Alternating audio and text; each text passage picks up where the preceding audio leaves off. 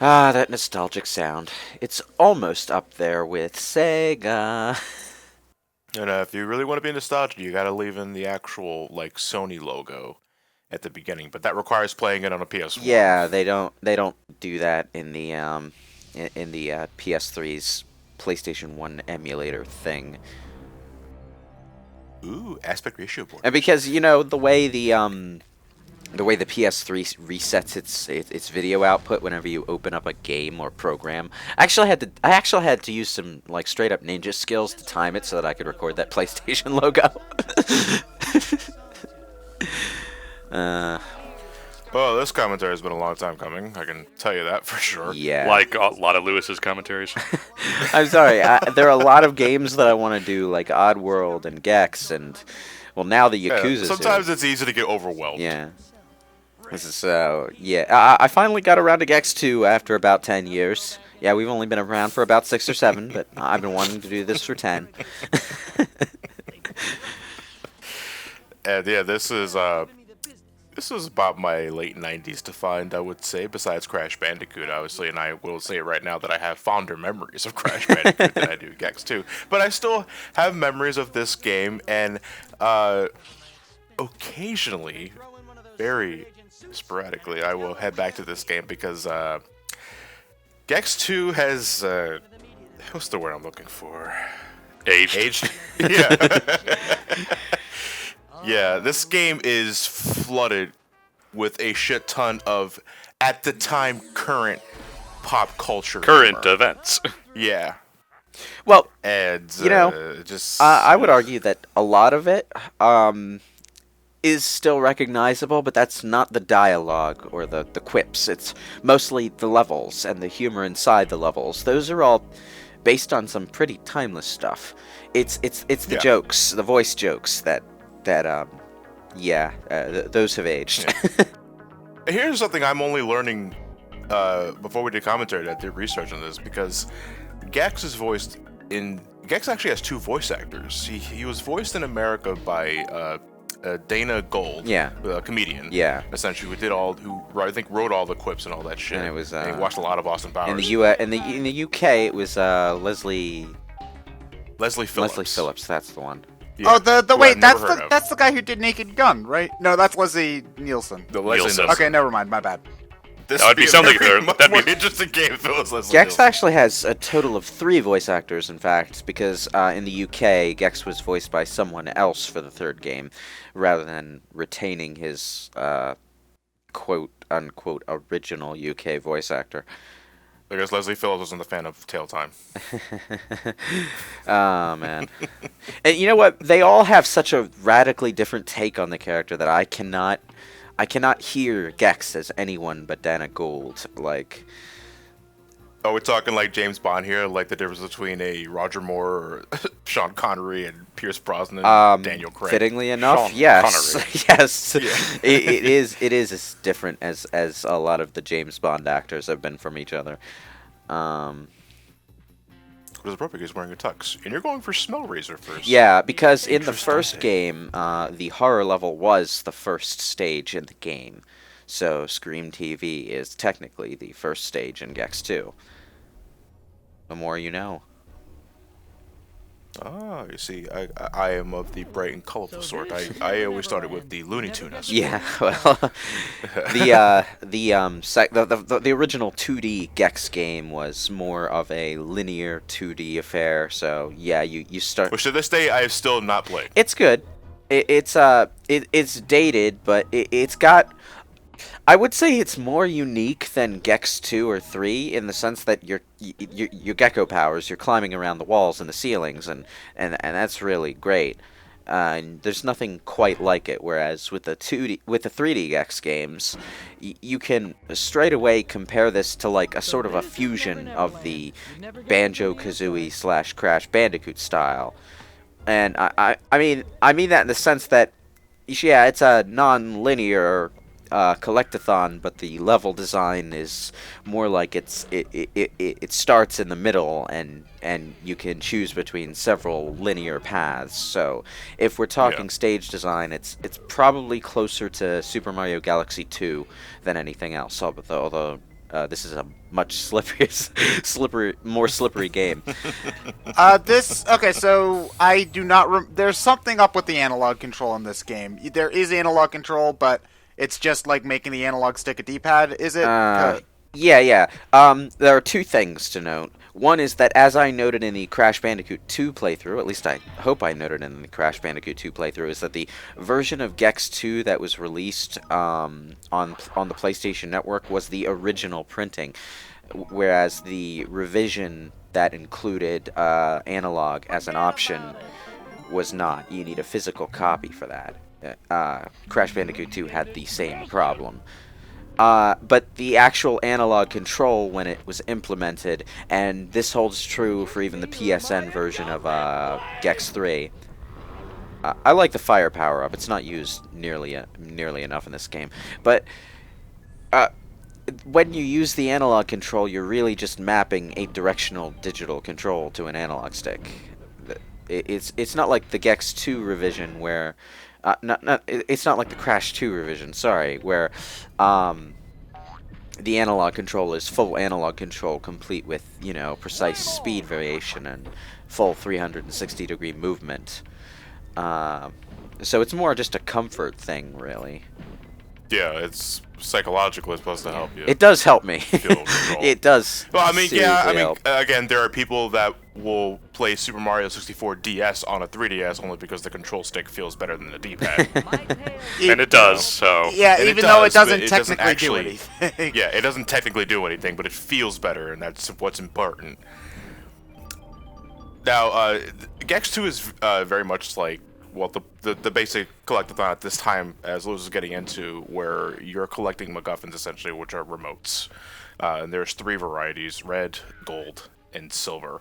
The red ones are what you're aiming for most of the time. The Why gold red? ones, why not blue? Why not green? Color is just a mere choice for this game, and I'm not going to judge it. Well, red is a stand-in for bronze, obviously, but Yeah. the thing about the remotes is that you're hunting around for the red ones 90% of the time. The silver ones are basically your coins. You get 100 of. Well, you get enough of the MacGuffins in every level, you get a silver remote. And then there's one other silver remote that's just hidden somewhere in the level. But those are the remotes that you can get without leaving the level, which I really appreciate. Oh, does Gex do that thing that Mario does, where if you beat the level, you have to leave before you can do something else? Yeah, all of the red remotes are on the buttons for level teleporters. So you need to go in, start the level, and go get a red remote. And you need to do that 3 times. And, well, the levels are designed around that mentality in the sense that every red remote is usually at the end of a different pathway. And going back to the beginning of the level is necessary to start the other pathway. But, Yeah. But the silver remotes don't kick you out when you get them. So... you can tackle those Banjo-Kazooie style, really. Okay, well that's better than Mario 64, where there's just like, okay, I'm already at the top of the mountain. Why do I need to go back to the menu if I want to go jump to the island in the floating in the sky? There isn't really a reason for it. Yeah. Yeah. This game handles collectibles a little weird. Like I think that just for the sake of just keeping things visually interesting, so that you're not collecting 100 of the same token, they changed the graphic of the token or the tier of the collectible at 30. Well, the first 30, and then it becomes 40 at the end of it. And then 50. Like so it became, you saw it was skulls, then it became tombstones. Now it's Jason Mask. Oh, Yeah. okay. I was actually wondering about that. Like, I don't know. That's a little distracting to me, kind of. Like, I get like having it be a different thing in every level. Like, that's cute. But having it change mid-level's a little weird. I don't know. You get used to it surprisingly fast. But Yeah, for Gex 3, I like to use it as a. I'm sorry, Lou. I like to use it as a threshold at some point. Like at this point of the level, I should be collecting Jason Mass. At this point of the level, I should be collecting TNT, all that sort of shit. But I will agree. I really like the changing power-ups thing, but unfortunately, and one of the reasons that for me Gex 3 is a little less memorable is that they just simplified it and went for a single collectible collectible coin thing in every level, and it's always the same one. They want more Mario. Oh, silver remote. Yep.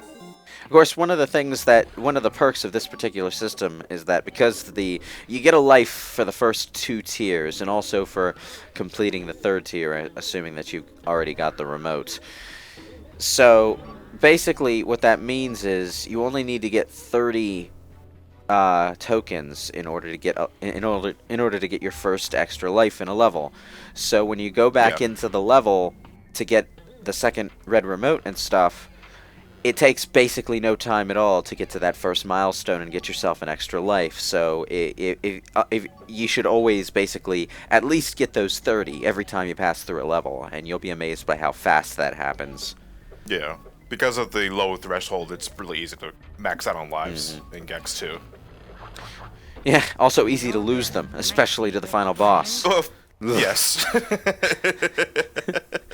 Oh, man. But you're given some leeway. You know, you got 4 hit points total, represented by the handprints on the screen. I don't think Lewis has gotten hurt yet. Yeah. So you haven't seen him yet. More than most platform heroes ever get. Mario was pretty beefy in 64. The Banjo games, you start with 5 and can upgrade to like not 8 or 9 by the end. So you're pretty tough in those ones. Yeah, but monitors are how you're restoring health and getting power-ups, as Lewis demonstrated earlier. Yeah, old CRT televisions with flies inside them. Yeah, fuck those, HD all the way. So why did you walk away from the end of the level? Because I'm going back to... You know what? I forget what exactly I was going for. Oh, yeah. I was getting the red remote for the 5 blood coolers, because at the end of the level I can just run straight to effortlessly. But I wanted to get all 5 of the blood coolers, and I really should have picked that particular hint to actually show what I was doing when I started the level, but I didn't. Oops. Yeah, I mean, this game, you don't have to pick the objective. Yeah. To get that certain remote, you just have to go there. So it's not linear in a sense, like similar to Mario 64, where you can go to whatever remote you want to, but you use the level select to get an idea of where it's at. I would say it's in its way somewhat more non-linear than Mario 64, more and less, because again the level design is very based around these linear pathways. But in Mario 64, a good number of the stars, you had to select the hint for the level to take the, desirable state for that star to be available. Only on the odd occasion. But the fact that it happened at all, wasn't as often in 64. But the fact that it happened at all kind of confused me. It's just like, okay, so I can get like 7 out of the 8 stars in Bob-omb Battlefields by picking anything that I want. But I have to select Racing Koopa the Quick in order to get the Koopa the Quick mission. It felt so inconsistent to me in Mario 64, and it's one of my big pet peeves about that game in general. Is that, okay, you can get any star except some of them some of the times because screw you. Galaxy is better. Sorry, that was... I know that's irrelevant, but that was just to piss off Ryan. I think we all know that the both? superior game is going to be Super Mario Odyssey. You know what? I always hope to be playing better and better games, so I'll say hopefully. Oh, man. So can you only climb up walls when you're on fire?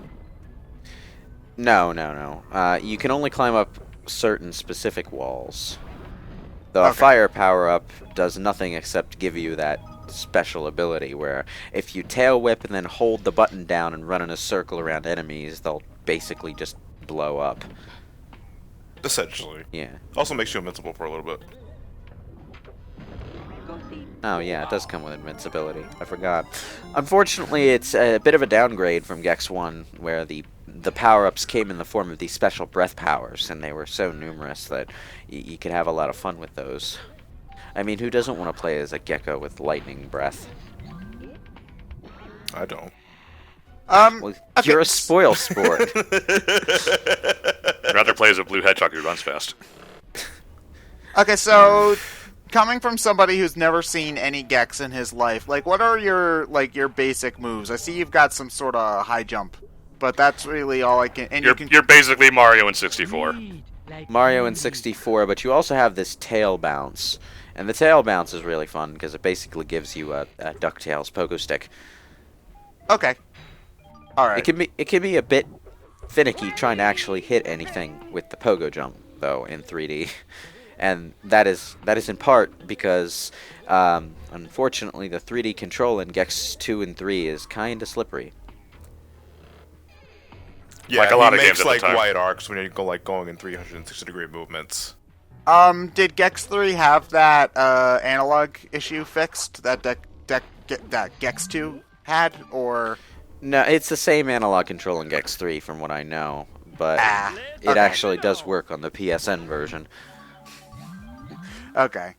All right. So I'm kind of, because wasn't Gex later half of the not N64 PlayStation era? I know that the N64 did have a version of Gex 2. I believe Gex 2 came out slightly before the first Banjo-Kazooie.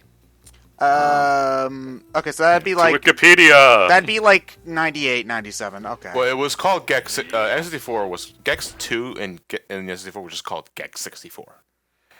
Like every naming convention at the time. Because Mega Yeah, I Man know, but 64 was not actually the 64th Mega Man, although it came close. I don't understand the need for the 64, to be honest, because it's called Gex Enter the Game. The game's title is Gex Enter the Gecko, and the N64 is just calling it that. They have to add that 64 to let it know that it's on the N64, despite the fact that you got it for the N64. I already know what it's for. Parents are stupid, it is so. helpful if you're hunting down ROMs because the two versions of the game are somewhat different. I think there's an extra level in the N64 version, and but it's there's also, no... ironically, it's one of the only levels that's not exactly timeless because it's a level based on a specific movie rather than on a movie trope. It's a level based on the Titanic, yeah. Yeah. Which was a thing at the time. Yeah, it was. Titanic still is a thing. You put that movie on, your mom's going to cry, no matter which mom you have. Yeah, your mom's gonna The cry. Celine- You're just gonna be It's scratching. the your soundtrack head. by Celine Dion. You know, I never played the N64 version of Gex 2. It probably runs at a terrible frame rate. If it's an N64 3D platformer, it probably runs at a terrible frame rate. The Titanic, the first pair of breasts I ever saw in my life. And it only took Leo like 20 years after that to win an Oscar. That's unfortunate because I remember it being a good movie. The Titanic's a good movie. It's just nobody has the time, really. Yeah, Two VHSs. 2 VHSs? Oh man. Yeah. The only other 2 VHS tape movie that I ever had was the original cut of The Return of the King. Like, I'm pretty sure all of the extended Return of the King versions on would have been VHS? 2 VHS, but yeah, I've got it on the shelf around here somewhere. But yeah, the original Lord of the Rings movies were on VHS. Well, I know Fellowship was. Didn't think Return of the King was. The whole trilogy was, yeah. If you're gonna release one for it, why not release the whole thing before VHS ultimately does? Well, I suppose. Return of the King came out early 2000s, right? It was like 2003. Yeah. 2003 or so. They were still releasing VHS around that time. Yeah, I mean, granted, like, there weren't very many, but there was still the odd movie coming out on VHS, so I can see that. And I feel like out of all the commentaries we do, our off tangents are most welcoming here because this game is one giant tangent. It really is. It has no plot. Well, no, it really doesn't. I mean, you get an explanation at the beginning of the game where the head outro of this story is Rez, who I never played the first Gex. I'm assuming he was the villain in the first game. And he's back, and you gotta go stop him. Here's Tux and some cash. This is what Tim Burton thinks about when he's in the tub. And man, he doesn't shut up. I mean, goddamn. To be fair, Tim Burton jokes never get old, so. No, man, but it's just more like how often Gex speaks to this game. It's like, There's a specific line that I always heard whenever I played this game as a kid, but it didn't play, and it never does when I play it now. It plays in this level specifically. When you get on a floating table, Gex will sometimes say, "Who forgot to pay the gravity bill?" And it's one of the lines I heard most often as a kid. And it never plays when I play the game now. I don't know why. there might be a small scratch in your CD. I'm not playing it on a CD. Or is this This is the digital version. Or small scratch on a data kernel. I don't know. I don't think you're using your computer terms right, John. I like popcorn. Ah, man. It's something. Yeah. For this level, they actually show you the location of the hidden silver remote in the third red remote hint. So make sure you check each hint at least once. Sometimes they reveal the locations of things that you're going to be looking for. No, they don't always. They don't all. They don't all do that, but they do it occasionally enough that you want to. Which feel like honest to God mistakes. It's like shit. Well, no, it wasn't a mistake in this case because the camera starts on top of the silver remote and then it pans up to where the red remote is. It's like you see. There's the hidden remote. Yeah. There's your goal. Well, because it's such an early level, I'm getting they wanted to show you the concept of hidden silver remotes, Yeah. and every other time it just might be a snafu.